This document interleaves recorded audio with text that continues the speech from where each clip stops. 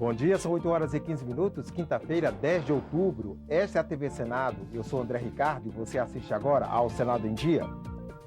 Veja a entrevista ao vivo com a presidente da Comissão de Direitos Humanos, senadora Ana Rita, sobre a audiência esta manhã na CDH. O jornalista americano Glenn Greenwald fala na CPI, que investiga a espionagem contra o Brasil. Legislação contra tráfico de drogas e contrabando pode endurecer.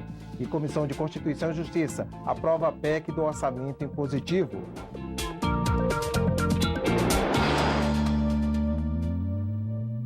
A Comissão de Direitos Humanos está prevista para começar daqui a pouco. Quem traz informações ao vivo sobre a pauta da reunião é a repórter Dinalva Ferreira. Bom dia, Dinalva.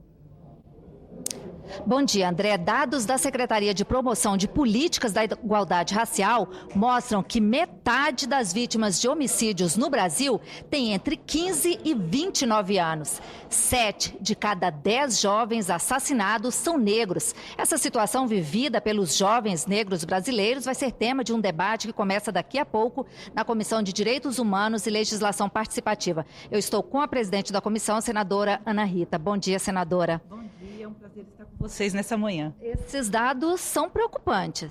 Sim, esses dados nos preocupam muito, porque os índices de homicídio contra os jovens, e principalmente jovens negros, é muito alto no nosso país. Jovens entre 15 e 29 anos, conforme você disse, em torno de 75% dos homicídios são de negros. Então é importante fazer esse debate para chamar a atenção das autoridades públicas, mas também chamar a atenção da sociedade sobre esse quadro que é muito ruim e é um quadro realmente bastante preocupante. Isso mostra uma falta de políticas voltadas para esse segmento? Eu penso que faltam, sim, políticas públicas mais eficientes, de inclusão social, principalmente na área da cultura, na área do esporte, mas também na área de educação. Nós sabemos que uma boa parte da nossa juventude negra, ela tem muita dificuldade de acessar, principalmente as universidades públicas. E é preciso realmente garantir políticas. Nós temos hoje um sistema de cotas que já está sendo implantado. A gente espera que daqui a alguns anos tenha dado um resultado positivo com a inclusão desses jovens, mas isso não é suficiente. A educação, com certeza, é a principal porta de entrada, é essencial para toda pessoa, principalmente para os nossos jovens, mas é preciso também construir outras políticas públicas em âmbito municipal, estadual, para que os nossos jovens tenham outras alternativas, outras possibilidades e não se envolvam, principalmente com o tráfico de drogas. A intenção é, a partir do debate, ver projetos, apresentação de projetos nesse sentido? Sim, o debate ele tem como objetivo ouvir a sociedade, ouvir também o governo, fazer uma reflexão sobre esses dados, fazer uma reflexão sobre essas estatísticas, avaliar um pouco o quadro do que nós já temos hoje no país em termos de políticas públicas, mas também, principalmente, apontar outras sugestões, outras alternativas para que nós possamos, enquanto Comissão de Direitos Humanos, oferecer a nossa contribuição. Muito obrigada, senadora. Um bom dia para a senhora. André? Obrigado, Dinalva. Além da reunião da Comissão de Direitos Humanos, outras 3 reuniões acontecem no Senado agora pela manhã. A Comissão de Agricultura analisa projetos, entre eles o que consolida a legislação sanitária vegetal e animal federal. A Subcomissão Permanente sobre Obras de Preparação para a Seca, ligada à Comissão de Infraestrutura, reúne-se para examinar requerimento que pede a realização de ciclo de audiências públicas para tratar da seca no Nordeste, que atinge a região desde o ano passado. A Comissão de Relações Exteriores sabatina o diplomata Flávio Marega para exercer o cargo de embaixador junto ao Reino da Arábia Saudita e, cumulativamente, junto à República do Iêmen. A CPI, que investiga espionagem contra o Brasil, ouviu ontem o jornalista americano responsável pela divulgação das denúncias. Para ele, está claro, o objetivo é econômico. Os documentos chegaram a ele por um ex-funcionário da Agência de Segurança norte-americana. A expectativa por uma nova revelação era grande, mas o jornalista Glenn Greenwald apenas reafirmou as denúncias já divulgadas sobre programas de espionagem tanto do Canadá quanto dos Estados Unidos contra vários países, inclusive o Brasil.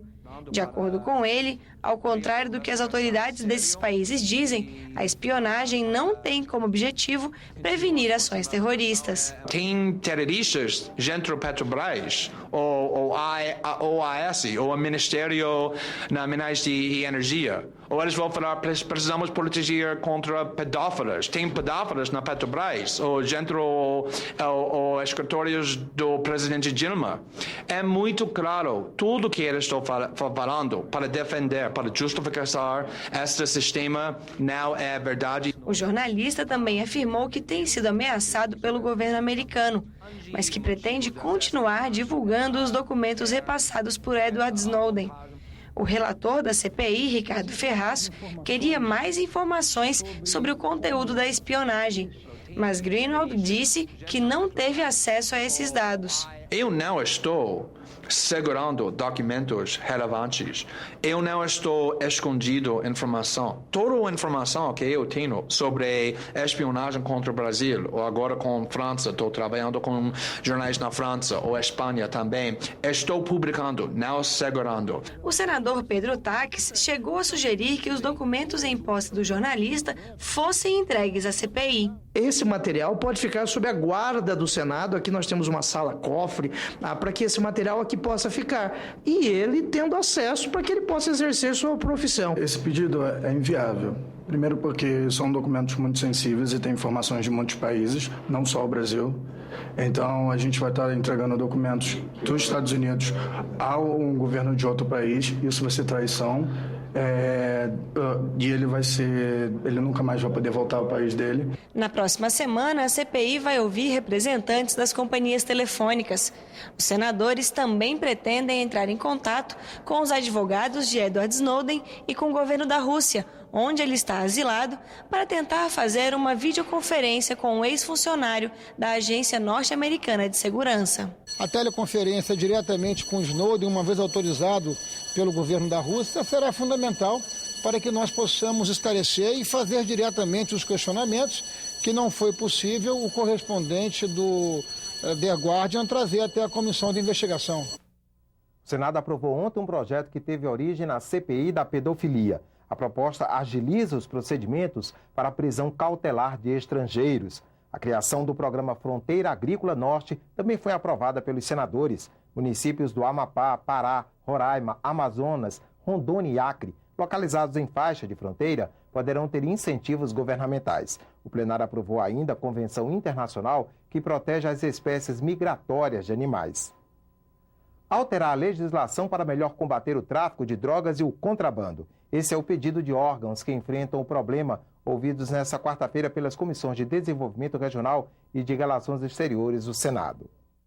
Nos últimos 2 anos, foram 7 operações das Forças Armadas para reforçar a fiscalização nas fronteiras do Brasil com 10 países sul-americanos.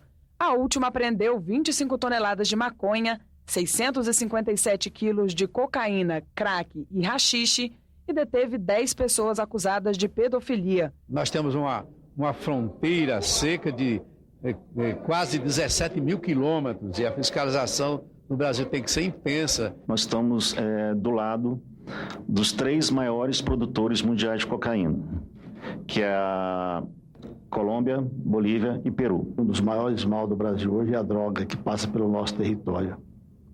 Cuiabá hoje está tomado por essa praga que consome a nossa juventude. Este policial pediu atenção ao contrabando de cigarro. Se sair 4 carretas de cigarro da fronteira, se chegar ao grande centro a única carreta, o contrabandista está no lucro. São quase 10 bilhões de imposto ano que deixa de se arrecadar com essa entrada do cigarro no país. As operações não são contínuas, não há uma boa coordenação entre as instituições.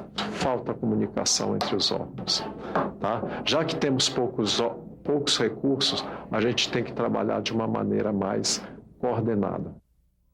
A Câmara dos Deputados concluiu ontem a votação da medida provisória que cria o programa Mais Médicos. A expectativa é que 4 mil profissionais estrangeiros venham trabalhar em áreas carentes do Brasil. Uma emenda garante a dispensa da prova de revalidação do diploma somente nos 3 primeiros anos de atuação. A matéria vem agora para análise do Senado. A Comissão de Constituição e Justiça aprovou ontem a proposta do orçamento impositivo. Ela obriga a União a liberar o dinheiro das emendas parlamentares. Para o ano que vem, cada deputado e senador teria o direito de indicar o destino de 11 milhões de reais do orçamento. O texto, que agora vai a plenário, vincula metade do valor à área de saúde. O relatório apresentado pelo senador Eduardo Braga recebeu 27 emendas.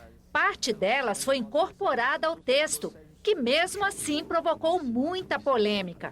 Sou contrário, porque a proposta de emenda à Constituição não altera em nada a essência dos mecanismos de cooptação do Legislativo que hoje corroem o princípio de independência dos poderes. Principalmente, senhor presidente, sou contra porque o que se pretende passar aqui por orçamento impositivo, com todo respeito, é uma vergonha institucional que apequena, em vez de fortalecer, o papel do Congresso Nacional da República. Recursos públicos fazem parte da atuação do parlamentar através das emendas individuais e das emendas coletivas.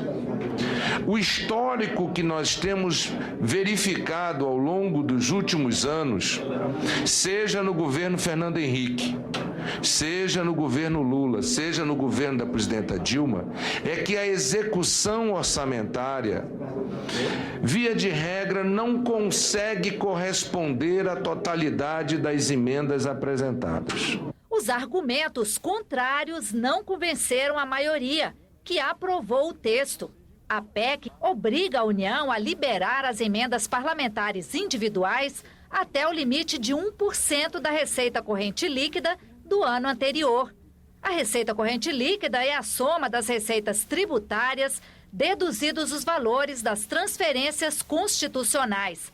De acordo com o texto, metade do valor das emendas será destinada para ações e serviços públicos de saúde. Os recursos não poderão ser usados para pagamento de pessoal e nem em cargos sociais. Além disso, foi incluída na proposta uma vinculação progressiva da receita corrente líquida da União para o setor de saúde. A intenção é atingir um percentual de 15% em 5 anos. De acordo com o relator, senador Eduardo Braga, a PEC já garante para o ano que vem quase 7 bilhões de reais a mais no orçamento da saúde. Seriam cerca de 50 bilhões de reais nos próximos 5 anos. A matéria vai ser analisada agora em plenário. O Senado em Dia termina aqui. No decorrer da manhã, você acompanha outras informações nos boletins do Senado agora. E está começando a audiência pública na Comissão de Direitos Humanos, que vai debater o extermínio de jovens negros no Brasil.